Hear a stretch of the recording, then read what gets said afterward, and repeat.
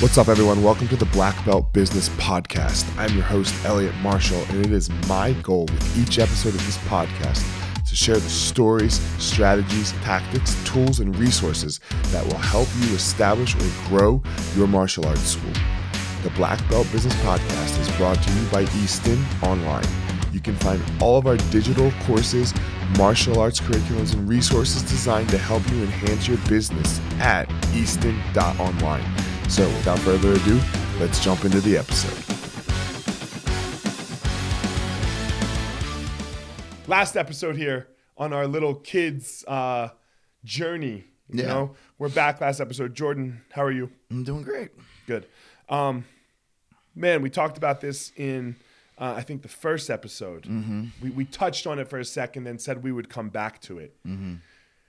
Kids want to get the fuck after it and compete, baby. Yeah. Right? I don't care what you're doing. I think use the baseball. Nobody goes to baseball practice to only practice. Yeah. Right? Right. Nobody does this, and I think this is where we just lose so much retention. And there's just so many issues around this thing that we don't push the competition thing.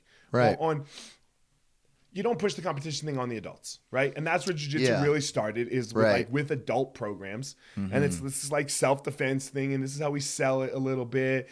And our ICA for what most schools start as is an adult. Let's call it ICA, Ideal Customer Avatar. A male, 30-something years old, college educated, wife, children, picket fence house, blah, blah, blah, right? $100,000 a year. That person probably, well, we know this, is not the avatar for competing.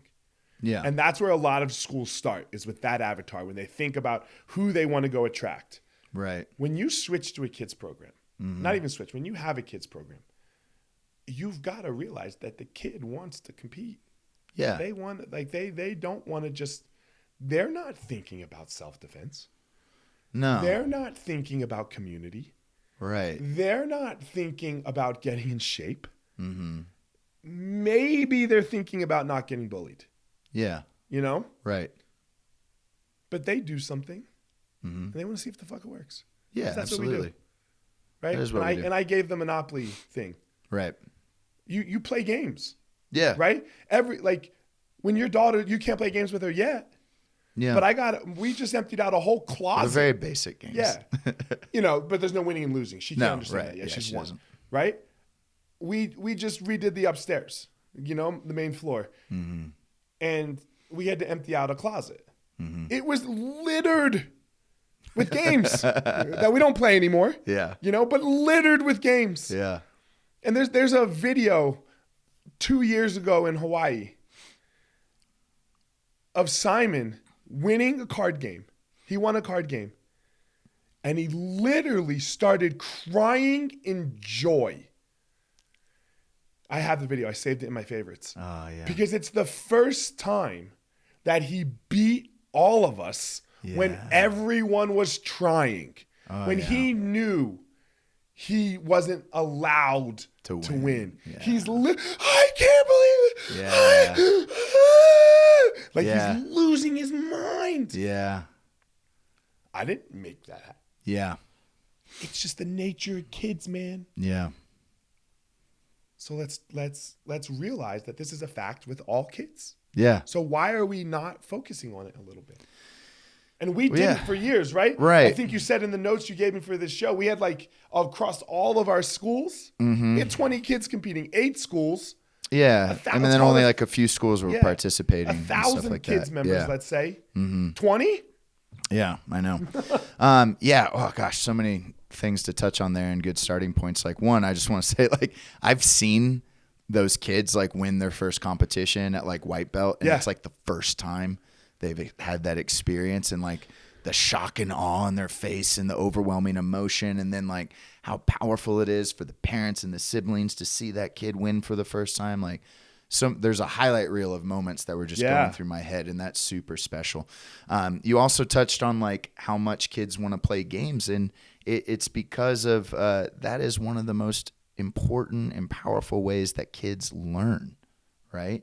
But you're absolutely right. Like, nobody wants to just practice all the time without playing the game. Like, what is the practice for if there is no end goal? And I kind of want to start with this point too. I learned running a school that we are not competing with other martial arts schools, right? We're competing with other sports. And it's not just the fact that they want to play games, but it's the experiences that come along with playing the games. Like, maybe a kid loves baseball, but they also really love being on a team, right? Maybe they love winning, but they also love like that experience of winning together and being on a team and getting the medals and the accolades. And so what we've done is not only like emphasize competition, and I want to get in, I want to rewind. There's so much to unpack here, but I want to rewind and just say personally, like, I've always been a fan of competition. Like, I love to compete. I'm not an elite level athlete. Like, I'm not a world champion, but my values are aligned with the experience of competing. Sometimes I have a lot of fun in the tournaments I do. Sometimes I just appreciate the experience, right? So it's not always fun, but overall, I value the transformative experience of challenging myself and the growth that comes from those challenges. I want to stop you for 1 second because you said something so important here about the kids and the team. Yeah.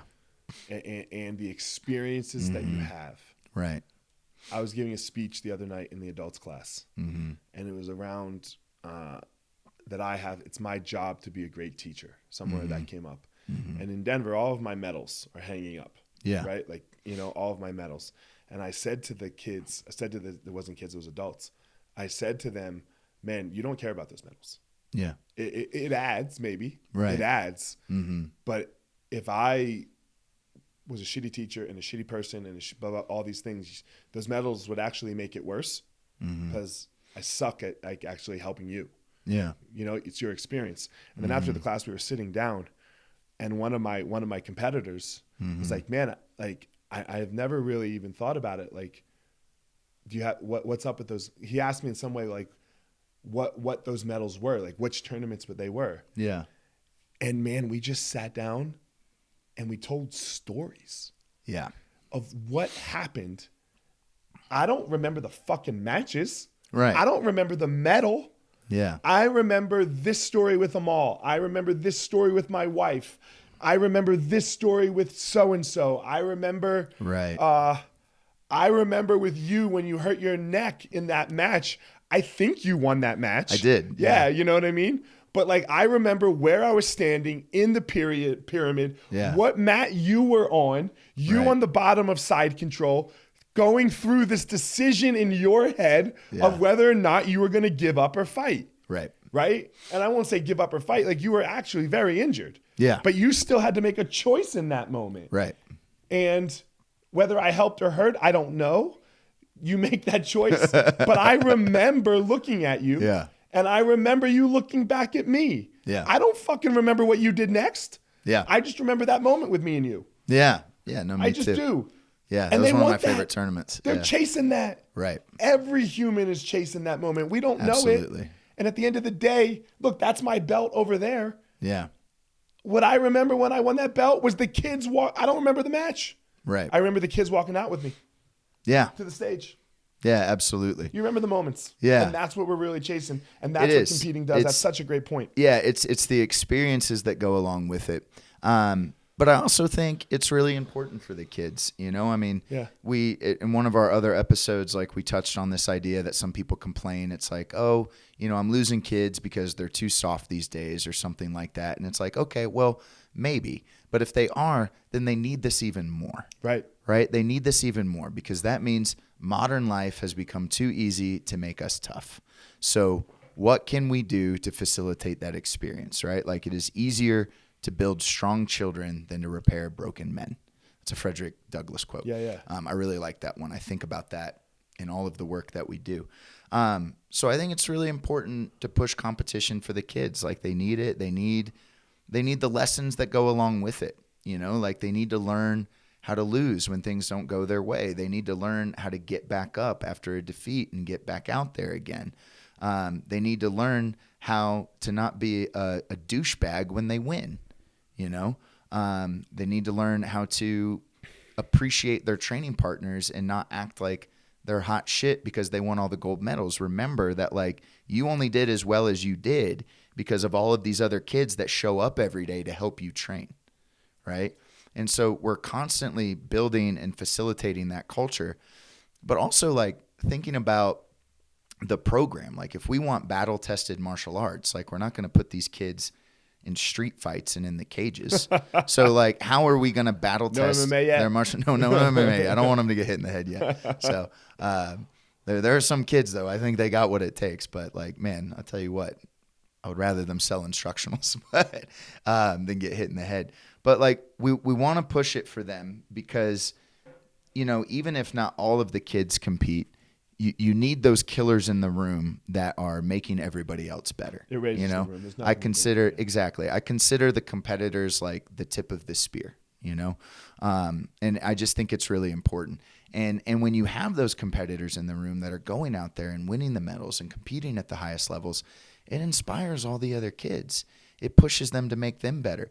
And it shows the parents that, like, man, we're not baking cookies in here, right? Like, you bring your kids to this program, and this is what, like, we are world class. We have what it takes to compete at the highest levels. Like, you are not wasting your money. This is a high quality program. It's a premium program at a premium price sometimes, and they want to know that. Not like, sometimes. All the time. Yeah, exactly. I misused that word for sure. It is all the time. So I didn't mean to, like, jump. But just so many. No, I'm glad you made that correction because it's every single day. It's not sometimes. Yeah. And on pricing, I just hear a lot of people get nervous about their price. Yeah. And the only reason you're nervous about your price is because you're not offering a premium product that chases excellence. Right. Exactly. Right? So if you're not, and I don't even know how much the other schools are. In the area. Oh, yeah, me neither. I have no fucking clue. I don't care. This is our price. Same. And then I heard about Lovato's price. Lovato charges $330, and I called Mike right away, and I was like, yo, dog, we need to raise our prices. Like, I know he's a world champion and stuff, but he ain't teaching all the classes, and he doesn't have everything that we have, and blah, blah, blah. We need to figure out. We got to, and if you're a student listening to this, I'm really fucking sorry. But, like, yeah, we got to get near 300. Yeah. No, I think some schools are even closer to 400 these days. Yeah, the Mendes brothers are ridiculous, and they're, Costa Mesa a little too. Yeah, totally. Area. But all right, going back to this, we talked about the why here. Why it's so important. Right. And I also brought up this point of 5 years ago or 3 years ago, we had 20 kids competing across all the schools. Yeah. And now we've got like 150 to 200 competing across the schools. Yeah. Like, if you go to our local tournaments, like, they give us like 150 Easton They give kids, us the whole mat to, like, warm up our kids, well, right? We just kind of take the mat. We just take the mat, Yeah. And like, we have videos of Emma or whoever leading all the kids warming up together. It's fucking amazing. That didn't happen by accident. Right. That didn't happen because we said we wanted it to happen. Yeah. There had to be some things that we actually did and put into place to make that happen. Yes. What did we do? Yeah. So we've employed a lot of tactics, and we're still employing tactics and still growing. This is continually evolving, but really it's like, what can we do to facilitate those experiences? Like, what can we do to create that experience of, like, we're going out as a team. Here's our season. What are our games? What is our big finale? What's our Super Bowl? What are we building towards? How do we build the camaraderie and all those things? So one of the first steps that we took was, the local competition scene, I'm sure in any area, is constantly evolving. Like, you have a few local tournaments that are doing really well, and then a bunch of little tournaments pop up because they want a slice of the pie. But then as time goes on, people have their favorite tournaments. Those tournaments disappear. New ones appear.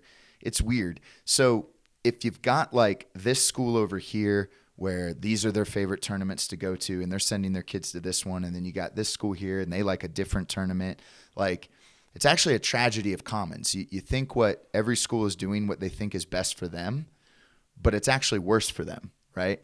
Everybody has a better tournament experience when we all go to the same tournament, right?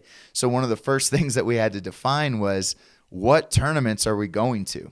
So we started creating, like, lists and email lists and saying, like, these are the tournaments that we're going to. Here's the calendar. Parents, put these on your calendar. Kids, these are the ones coming up. Coaches, these are the ones that we need you at, right? And then to kind of, like, put some wrapping around that and gamify it, we started creating seasons. right? We like to do themes for each season. And I don't know if anybody pays attention to the theme. I don't think it matters that much, but it's fun, you know? We design like patches to encourage participation. And like, these are not participation trophies, right? These are honoring effort. Like, we're not giving kids trophies for losing matches, right? Like, they get medals when they win. They don't get medals when they don't, right? But what we do is we say, hey, you participate in this season. You have to go to a certain amount of tournaments. You have to compete in a certain amount of divisions. And if you do that, you get this patch, and you are part of the team who participated in this season and got this patch. And so now all the kids are like, look what I got, you know?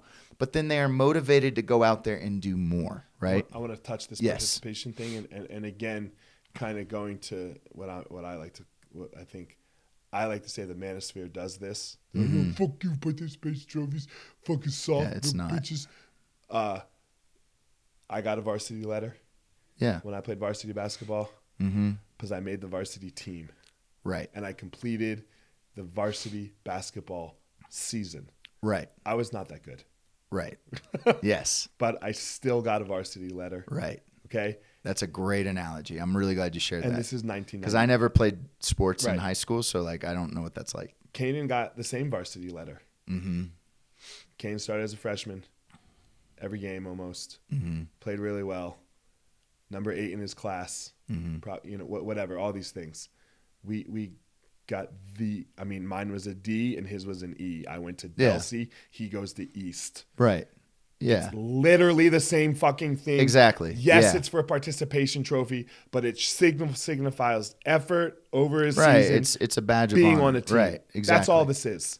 Totally. So everyone, I just think we need to like point out these things because when everyone and we talk about this a lot. Oh, the world's getting soft. This is not it. This is not it. Right. Yeah. This is not a participation trophy. Right. You get no award for losing. Right. Right. And we agree with that. Yes. But a child should get rewarded for effort. Yes. Especially a young child. Right. You got rewarded. Because it cultivates that growth mindset. Right. You put in the work. Yes. It will pay off. You just don't know when. You don't know when. You got rewarded for effort as a child. Right. Don't think the world's getting soft. Right. Maybe it is, but this ain't the example. Yeah. No, I see it as just gamifying, like the kids know it's like, oh, I got to do this many divisions. And look, here's what happens.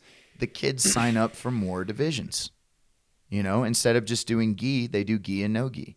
And if they can, they do 2 different age brackets or 2 different weight classes, and they challenge themselves because they want to rack up the divisions and they want to get the reward. So we are pushing their participation to actually get them to improve at the thing that they need to get better at. Because look, man, I remember another thing I've learned from you. Like when I was competing, when I first started competing, I remember you shared a story where you were like, yeah, I competed once a month for 14 months at Blue Belt. And you were like, and I was like, really? And you're like, yeah, when you want to get good at something. So I took your advice and then I competed once a month for 22 months at Blue Belt, And so I learned from experience that like, man, if you want to get good at this, the frequency, the continual, like just going out there, making it another day at the office is what's going to get you really good at this. This is why I didn't get good at MMA. I was so scared. Yeah. And that's hard to do in a cage. And I only got to do it once every 3 or 4 months. Right. Like if there was a way that I could have done MMA every month. Yeah. I like the act but you of take fighting. too much damage. Yeah, the act of I was can't. too good at it. I was good at it at that time. I didn't take a lot of damage. Like, I never got hit. In the young levels, You're like, what? My defense was impregnable. But yeah, so we are doing that with this incentivizing them to go compete. Yeah, so the seasonal model, it serves so many different purposes, right? So we do that. We made sure that we had a comp class at every school, right? Not every school had a comp class. So we pushed to make sure every school has a comp class so that the kids have somewhere that they can go and practice the skills and scenarios that they need in competition. How do you start that? What if there's no kids competing at that school? Right. Okay. And so this brings me to another point. I think that competition, competitors coming out of a program is a byproduct of culture. Okay. Now, to create that culture, if you do not have coaches who are going out there, leading from the front, walking the path, coming back, showing the students the path, right? Sharing the lessons that they have learned, you are not going to have that culture. And an excuse that I hear is, well, we just don't have any of those kids. We used to have them. They all left. And I'm like, no, here's what happened. You stopped competing. You stopped showing them the way. As the teachers. As the teachers. That's what happens, right? It's not just some random athlete shows up, right? Like, man, I don't care if you have world-class athletes or not.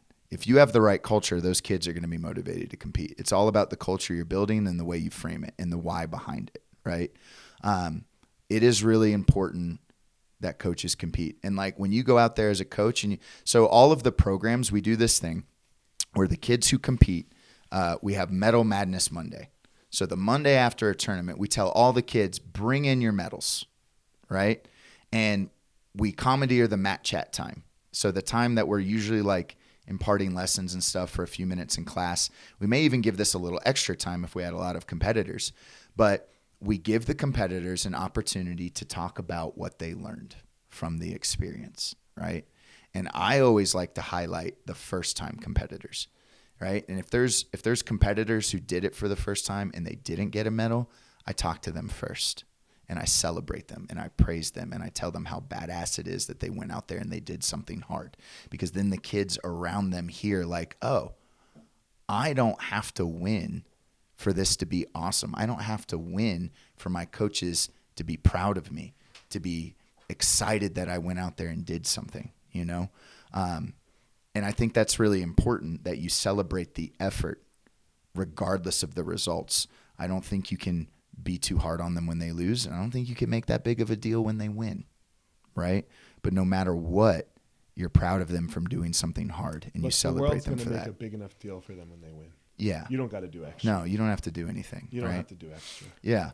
And so building that culture, and then even like, so we just did the Denver Open, right? None of the kids participated in that. There is no kids divisions. But like, man, in Boulder where I'm teaching right now, over half the kids' coaches competed. So we had a coaches medal madness Monday, and we brought in all our medals, and we shared our experience. I talked to the little Tigers about my first black belt match and what it was like, and you know how I was scared to do a new belt division for the first time, a new weight class. But like, man, it was great. I built my confidence. All these things. You share those experiences. That means a lot to the kids, and the inspiration to compete has to happen long before the opportunity arises. Right? If you just announce, hey, we've got a tournament coming up in a few months. You guys should all compete. Meh. Right? But if for a whole year you're talking about the benefits of competition, how you can grow as a person and as a competitor and what it means, they hear that. That's going to plant a seed that's going to grow and grow and grow. And then all of a sudden they're going to hear about an opportunity. Now they're ready. So maybe you've gotten soft as an instructor. If you're trying to get your students and your kids to compete and you're just sitting on the sidelines, you know, maybe well, it's like what soft. You said in the other episode. You're not looking inward. Yeah. You know? And I don't, look. Yeah. I'm going to be 46. I'll be 42 in like 2 weeks. I'm pretty banged up. Same. I don't compete anymore. Yeah. You know? But we're pushing people to, you know, like we're with the competitors. But you've gone there. Yeah. You've gone there at a level that 99% of the people will not. Right. Right. I haven't. I plan on competing for the next 20 years. Sure. You know, and who knows if I'll ever win anything or even participate at a level of such prestige where like you can lean on that. You know, most people don't have that. I think you are like an exception on the bell curve a little bit. Sure. And my point that I'm trying to make is I'm not saying that you have to compete forever. No, like the Mendez brothers don't compete anymore. Right. But they are so involved. Right. Now they have Tynan. Yes. Right. And they're so involved. So I was kind of going here. Oh, I see. You know what I mean? I have Anna now. I have Right. young Jamie now. Yeah. I have Drew, and Miranda's about to have a baby here any day, but she's going to be competing again, right? They have to see you as the leader in some way, Right. still doing it. Yes, right? absolutely. Still doing it. I'm not saying I'm probably never competing again. Yeah. Right? I'm probably not doing it. Well, this was my point. Yeah. But you're still pushing. Yeah. You're still pushing. In Yeah. some way, you're still Right. pushing. A lot of coaches or professors will not compete because they're afraid their students will see them lose. And I've felt that pressure before. I remember the first time I competed in front of the kids. It exists. Oh, it exists. I was probably the most anxious and nervous and scared for any match I had ever been. I remember the first time I did it, I was a purple belt. But there was also this mentality inside of me that I was like, man, I feel bad for these people going against me today because there is no fucking way I'm losing in front of these kids, you know? But I have lost in front of the kids. And what it does is it shows them that it's okay to lose. Like, the kids are never watching I remember I was trying to teach. So after that match you brought up where I hurt my neck and then I ended up winning it, right? Well, I knew some of the kids were watching the live stream. And I was trying to make a point to them about never giving up, always fighting, right? And so I asked one of the kids who I knew was watching my match, and I said, what did you see me do at the end of the match?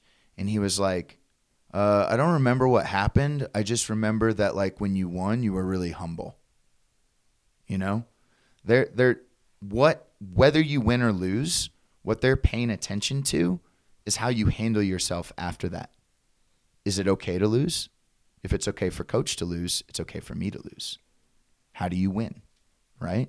Does it mean I'm better than everybody else? Oh, no, it doesn't? Okay, right? And those are the things that I think are really important about competing in front of the kids. And I just want to share that with everybody because I know a lot of people don't do it because of that fear. You make a lot of excuses around not doing it is what happens. Right. Is you make a whole lot of excuses around not doing it, and you're too busy, and you're too this, and you're and look, I even fall into this trap sometimes, and you gave me an out of saying that I competed at a level that just most people won't. Yeah. But I still feel like a bitch sometimes, Sure. That I'm like, man, I'm pushing everyone else to do it. Where am I, Yeah. So, this starts with you. Yeah, right. Absolutely. It starts with you. And you said it. I remember I wasn't happy with Denver, the amount of people that were competing in Denver. Yeah. So that's when I started competing again. Yeah. No, I remember that. I remember that. And you inspired me. Yeah, exactly. You were part of that class. Yeah. I was like, this isn't good. But okay, let's get back to some specifics. Yeah. I can talk about some more things that we've done. Traveling and competing. How do we make that happen? So traveling and competing, again, it's when we're working with kids and families, like, we need to make sure that we're specifying what events we're going to with plenty of time, right? So it's like we define our travel season at the beginning of the year and let everybody know. We have a whole travel season guide on the website. We have a whole local comp season guide on the website. So people always have places to go. To know what tournaments we're attending so they can plan, make travel arrangements, so on and so forth. Another thing. So we schedule things. The big thing here that I'm hearing is we're early to the party with when we're going to compete. Yes. We're early to the party with where we're going to compete. Right. And we're early to the party with like an itinerary and how this is going to look so the parents can plan and make as much as we can. I mean, sometimes we have to say, hey, we're going to this tournament, but IBJJF hasn't announced dates yet. Right. So stand by. But it's going to happen within this general window. Right. That's where we start, So just like keep that space clear. And then when we get the dates, we'll let you know as soon as we do. That's really important. We've developed a kids comp team sponsorship program where the schools can put up banners in the schools for local businesses and stuff like that. And some of that money can go towards the expenses for coaches. It can go to the expenses for kids. That's been really cool. That's been really powerful. We have these town hall events 3 times a year that I run for parents where like I get on a Google Meet and the parents attend. And if they're new to the travel season or the local season, they ask me all these questions. And this is where I can teach them, like, here's how it works. Here's where you're going to need to be. Here's how the bullpen works. And, you need to weigh in, and you need to stay near the mat when they call your name. And because this is completely new for parents, and sometimes what keeps kids from competing is parents just don't know what the fuck is going on. So you have to educate them as much as you have to educate the you kids. You just gave me a great idea, because I deal with so much bullshit with basketball parents. Yeah. I just need to do a Google Meet at the beginning of the season, record that shit. And That's what we do. Post it. I do one at the beginning of each local season and the travel season. Yeah. And then another thing that we're working on that hasn't been released yet, but it's imminent, is a kids scholarship program, which I'm really excited about. So, we have the kids fundraising for individual schools that is at those coaches and schools' discretion of how that money can be distributed, to cover expenses and help kids out with registration fees. But we also, we've just built this new leaderboard system. I've been tracking our competition stats for like the last 3 years across all the local tournaments. And we've come up with our own ranking algorithm as fair and balanced as we can make it, to see who our top competitors are, Easton-wide. Did you say fair and balanced? I did say it. Look at you, Fox sorry. News. No, sorry. I didn't mean to. At least Don't I mean get political. I mean it when I say it. They're like, ha, ha. They know what they're doing. But and we're going to create a scholarship program, and it's not going to be just the best competitors. Our vision statement for the program is the foundation of our future leaders and champions. So it's going to be, money will be awarded to the students who most skillfully embody that vision, right? So we're going to look at class attendance, their behavior in class, also their financial status, who really needs it, and, their experience. Like, have they been going out there and putting in the work at the local level? Because if we're going to put money behind them to go out there and represent Easton, like, you got to earn it, right. So I'm excited about that program, and I'm excited about, how we're going to, there's a lot of use cases for our leaderboards where now I want to create like seasonal awards, like who's the most improved competitor, who was like the best competitor for the last year, who was the best competitor for the season, and stuff like that. What I'm hearing here as we wrap up is this is just like everything else we do at Easton. This can't just be everyone with their school is like, I'll just open and teach. No. You got taxes, you got cleaning, you got front desk, you got sales, you got this, you got the roof is leaking, you got HVAC, you got, right? So you got to have a structure and a plan for all of this, right?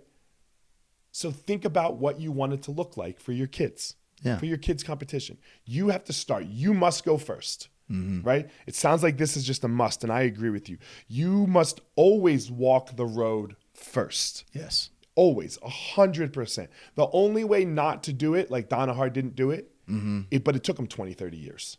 Yeah, right. Everyone goes, everyone goes like, oh, look at John. John never competed. John was a nobody 20 years ago in the into the jiu-jitsu scene, right?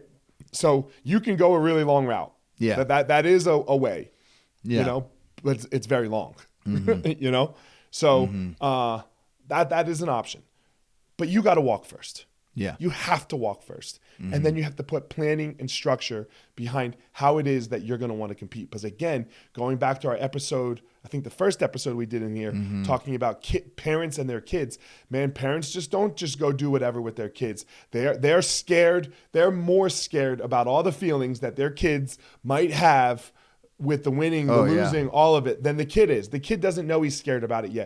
The parents know. So you've got to have structure and planning in place so that the parents feel comfortable with their kids competing. Absolutely. So that's it, guys. I hope you enjoyed this whole little kids block that we've just done, from structure of classes to how to build bench strength and now how to build competition. Remember, you can always reach out, and I've said it multiple times that Jordan's not on social media, but if you have a question for Jordan, you can hit us up, right? Yeah. And like, don't think it'll get to me. It'll get to you. We'll get it to him. So, thanks, Jordan. I really appreciate it. This was really, this was really great information. I really had a great time doing this. Phipps, it's at Mikey Mike Phipps that you can always hit up. Thank you very much for getting this all done and set up as you always do. I'm at Fire Marshal 205. We are at Easton_online. Let's go. We'll see you next time. Black Belt Business Podcast, Easton Online. Let's crush our schools.